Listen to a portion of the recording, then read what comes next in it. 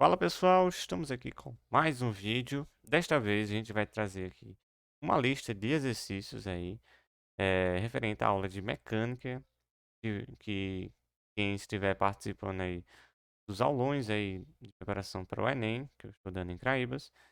Então, essa é a primeira lista, é a lista de mecânica. Primeiro vamos responder a parte de cinemática. Então, se você gostar, deixa aquele gostei, se inscreve no canal caso você não seja inscrito, ative o sininho e vem para o CN.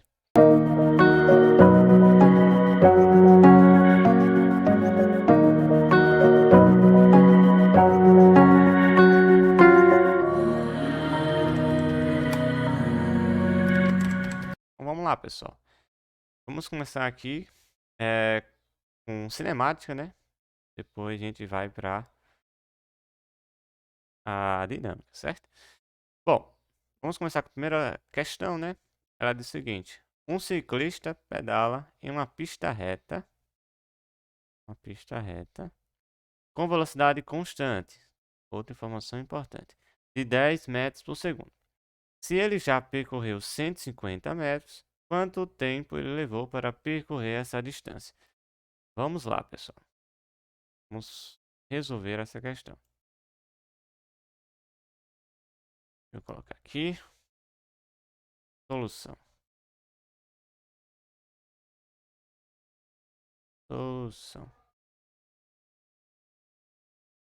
Vamos lá. Começaremos primeiro identificar que tipo de movimento é característico desta bicicleta, né? Bom, ela fala uma pista reta, né? Certo? E velocidade constante. São duas informações importantes. Então vamos tentar encontrar aqui a solução desta primeira pergunta, né? Então vamos lá. A gente sabe que é uma pista reta e com a velocidade constante. Primeiramente, vamos separar os dados, né, da questão, né? Ele disse que a velocidade de 10 metros por segundo. Vamos lá. Vou botar aqui. Vou botar aqui. Velocidade 10 metros por segundo. E a distância, eu vou chamar de ΔS, por exemplo, é igual a... Vamos ver aqui. 150 metros, né? Então eu queria saber qual o tempo. 150 metros. Vamos botar aqui, 150 metros. Bom, o que acontece? Que tipo de movimento é esse? Com a velocidade é constante. E é ao longo de uma linha reta. Logo, esse movimento é o MRU.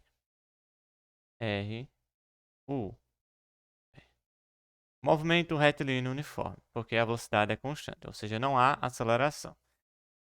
Portanto, eu quero saber quem é o meu ΔT, o meu tempo, né? Como é que eu vou saber disso? Definição de velocidade, né?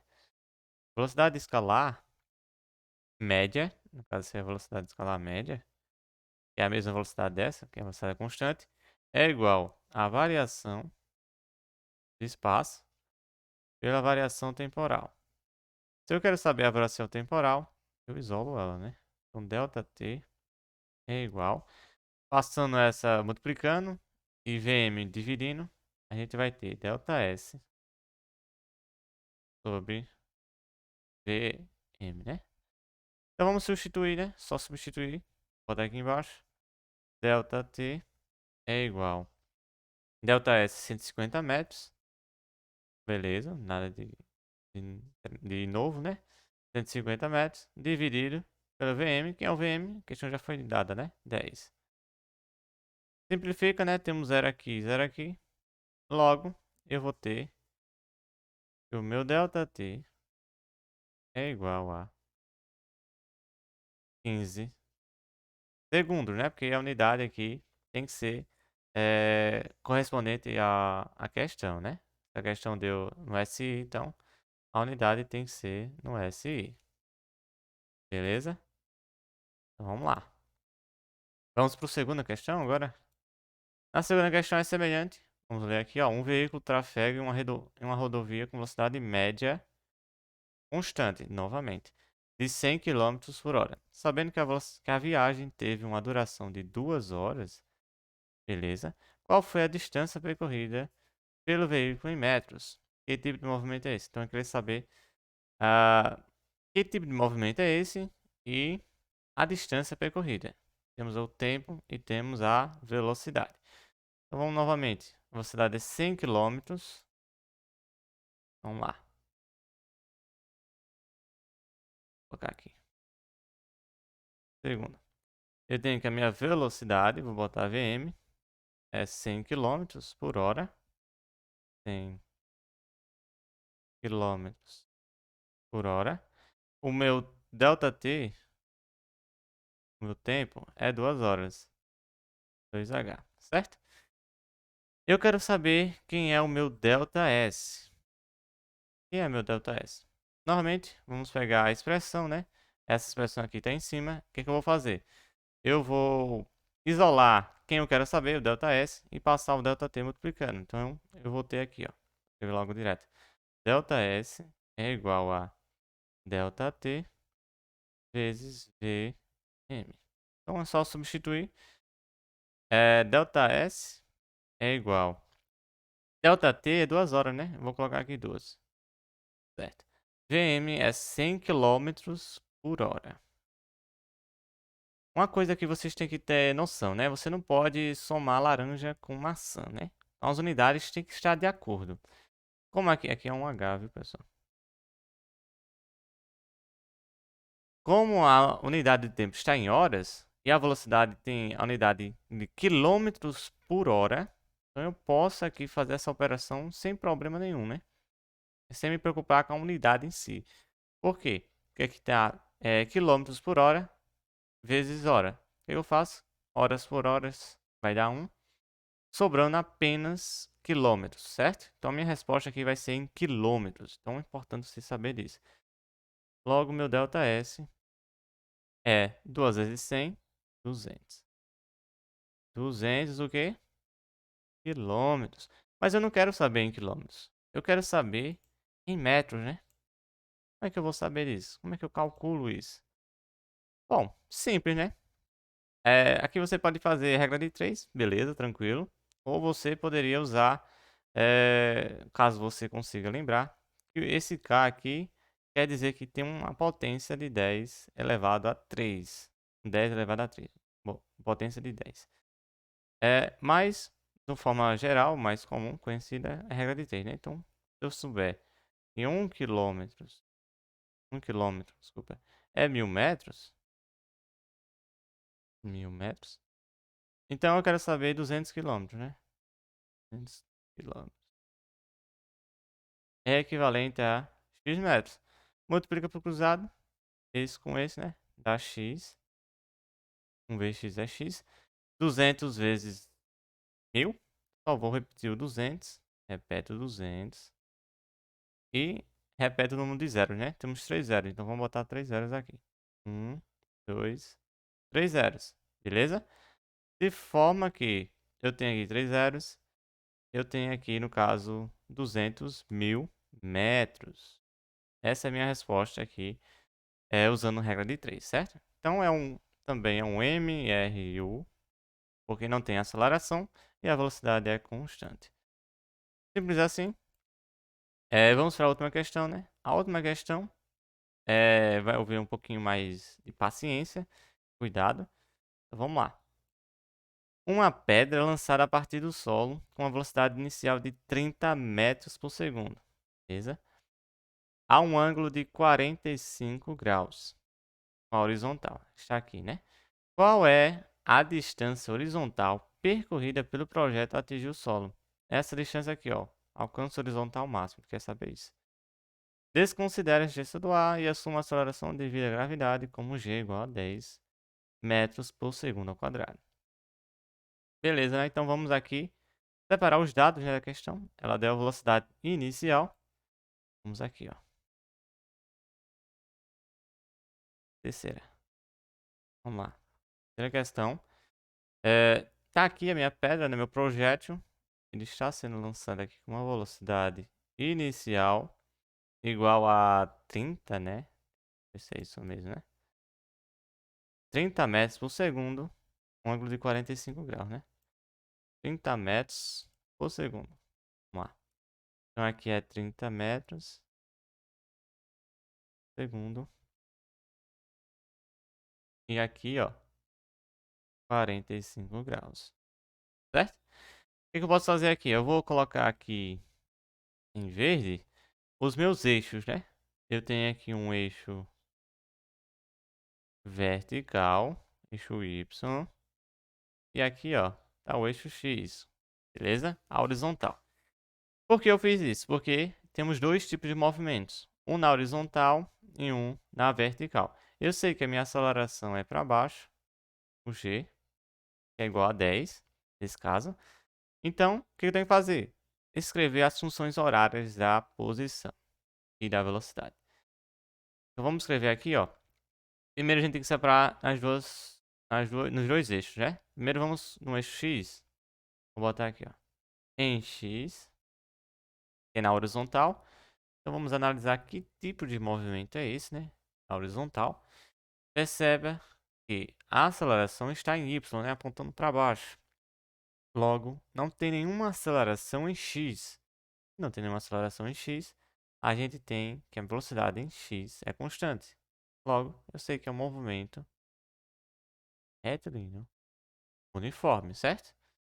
Com a velocidade é constante em X, certo? Logo, eu tenho o quê? As minhas funções horárias é o quê? X final igual ao x inicial mais v0x vezes o tempo, certo? E que é a minha velocidade? Velocidade final em x é simplesmente a velocidade inicial em x. A gente tem que descobrir quem é ela. Beleza, né? Agora temos que analisar em y, né? Como a gente sabe. Aí agora, perceba que a aceleração está... Vou botar aqui vermelho. Está em y, né? Se a aceleração está em y, eu tenho que... minha velocidade varia, né? Com o tempo. Então, vou botar aqui em Y. Eu tenho um movimento. Não é retilíneo porque é uma parábola. É um movimento, posso dizer. Mas nesse caso, a velocidade está apontando sempre para baixo. Aí a gente poderia meio que considerar, né? Vou botar aqui, no caso geral, movimento uniformemente variado. Não sei se é retilíneo, se ou não. Mas é um movimento uniformemente variado. Com aceleração constante, que é o G, né? E a velocidade variando. Então temos aqui que as funções horárias, a posição e da velocidade é o que? Y final é igual ao y inicial mais v0y vezes o tempo mais 1 meio de a t quadrado, certo? Aceleração, tempo ao quadrado. E a minha velocidade final em y é simplesmente a velocidade inicial em y mais a aceleração vezes o tempo. Então agora temos que saber quem é as nossas velocidades, né? Importante isso. Para isso, a gente vai ter que usar as relações trigonométricas, porque temos aqui, ó, perceberem, um triângulo retângulo, ó, ângulo de 90 graus. Aqui embaixo eu tenho meu V0x e aqui em cima, ó, paralelo ao eixo Y, o meu V0y, certo? Apontando para cima, né? Apontando para cima. Logo, eu tenho o meu triângulo retângulo, né? Hipotenusa é o V0. Então, se eu fizer o seno de 45 graus, né? Que é um seno de 45 graus? É o cateto oposto, que é o V0y, dividido pela minha hipotenusa, V0. Isso vai nos dar o quê? Que a minha velocidade inicial em y é justamente V0, que é 30, vou botar aqui, 30, vezes o seno de 45 graus, que é um seno de 45 graus. Se você lembrar daquela musiquinha, por exemplo, é 1, 2, 3, 3, 2, 1, todos abaixo de 2. Você dividir tudo por 2 e raiz quadrada, né, em todo, no numerador, no caso, né? Então, nesse caso, eu tenho raiz de 2 sobre 2, certo? Raiz de 2 sobre 2. Beleza, né? Cosseno, cosseno de 45 graus, semelhante, né? Só que nesse caso vai ser o cateto adjacente, que é o V0x, V0x, dividido pela hipotenusa V0. Então, eu vou ter aqui o meu V0x é igual a 30 vezes raiz de 2 sobre 2. Porque cosseno de 45 graus é justamente o seno de 45 graus. Os dois são iguais, né? A gente tem ali em cima da musiquinha também raiz de 2 sobre 2, certo? Pode também provar isso. Futuramente eu vou colocar alguns vídeos provando essas relações. Certo, né? Tranquilo, né? Então temos aqui 30 dividido por 2 dá 15, né? Então é 15 raiz de 2 a velocidade inicial em ambos os casos. Agora vamos lá. Aplicando as minhas condições de contorno, né? Ou seja, que condições são essas? É do meu problema, né? Eu vou dizer aqui, ó, eu vou colocar aqui, né? Eu vou dizer que a minha... ele parte do instante zero, né? Meu t igual a zero. A minha altura é zero, que ele está horizontal. E o meu x também zero, né? Então ele partiu da origem, em ambos os casos, né? E foi até aqui, ó. Até um x. Eu quero saber, né? Ou seja, toda essa trajetória, ó. Ele parou bem aqui. Então eu quero saber quem é esse x. Para saber isso, eu tenho que aplicar minhas condições, né? Que é esse carinha aqui, ó. Então, se eu aplicar as condições, primeiro para essa equação aqui, ó, eu tenho que o meu x final, que é justamente o que eu quero saber, é igual. X inicial é zero, né? Então, nem vou colocar aqui, certo? Mas eu vou colocar para vocês entenderem, né? Para não ter nenhuma dúvida. O V0x, a gente viu, né? Ó, 30 dividido por 2 dá 15 vezes raiz de 2. Então, vou botar aqui 15 raiz de 2. Vou deixar assim mesmo, raiz de 2. Não vou precisar mexer aqui, não. Vezes o tempo. A esse tempo aqui eu vou chamar de tempo de queda. Vou botar um Q. Que é justamente o tempo onde eu quero, né? Um tempo onde a minha pedrinha atinge o solo. Então, ao atingir o solo, ela vai ter essa característica do tempo de queda, que eu chamei aqui. Um tempo onde o objeto cai no chão. E eu vou analisar aqui esse em Y também.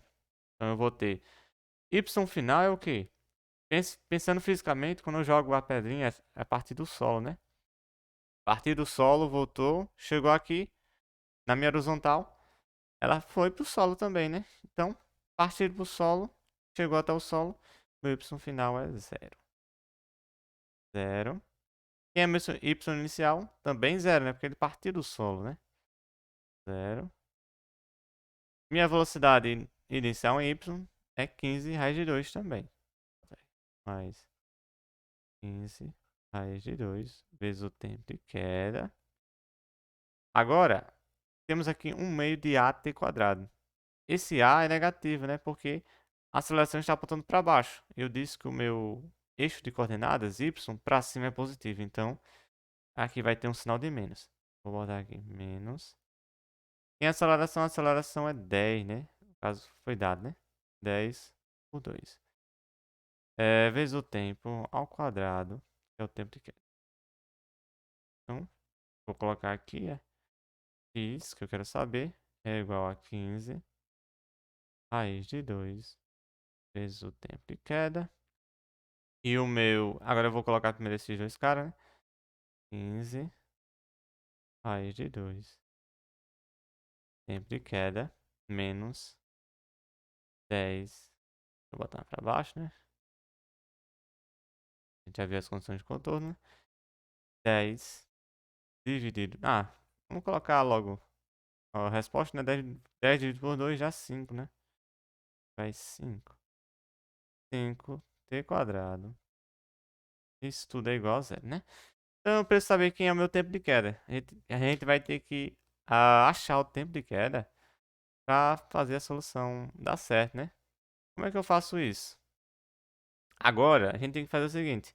Eu posso fazer fatoração, que é o jeito mais fácil. Em vez de fazer Bhaskara, né? Vamos fazer fatoração. Esses dois termos aqui, ó. Eu vou escrever aqui, ó. Quais são os fatores comuns aqui, né? Eu tenho aqui 15, aqui 5, né? Então, um múltiplo de 5. Então, um fator comum. E o tempo de queda. Tempo de queda. Então, eu vou botar 5. Tempo de queda em evidência. De modo que eu vou ter 3 vezes 5 é 15, né? Então eu vou botar 3. Aí raiz de 2, né? Não pode esquecer, ó. Raiz de 2 apareceu aqui. Tempo de queda não vai precisar, né? Aí menos. O 5 aqui já aparece. Só vou precisar botar um tempo de queda. Fecha parênteses, isso aqui é igual a zero. Agora, quando eu tenho um produto igual a zero, isso significa que eu tenho duas possibilidades. Ou o primeiro cara é zero, ou o segundo cara é zero. Se o primeiro cara for zero, eu tenho que tempo de queda é igual a zero. É uma das soluções, né?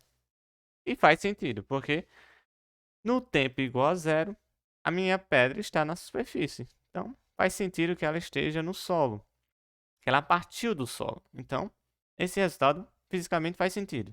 Mas a gente não quer esse resultado, a gente quer o resultado quando a pedra cai, né? Num outro instante de tempo, né? Então, esse resultado aqui não nos interessa. Vai interessar aqui, ó, que está dentro do parênteses. Está dentro do parênteses é igual a zero. Então, 3 raiz de 2 menos tempo de...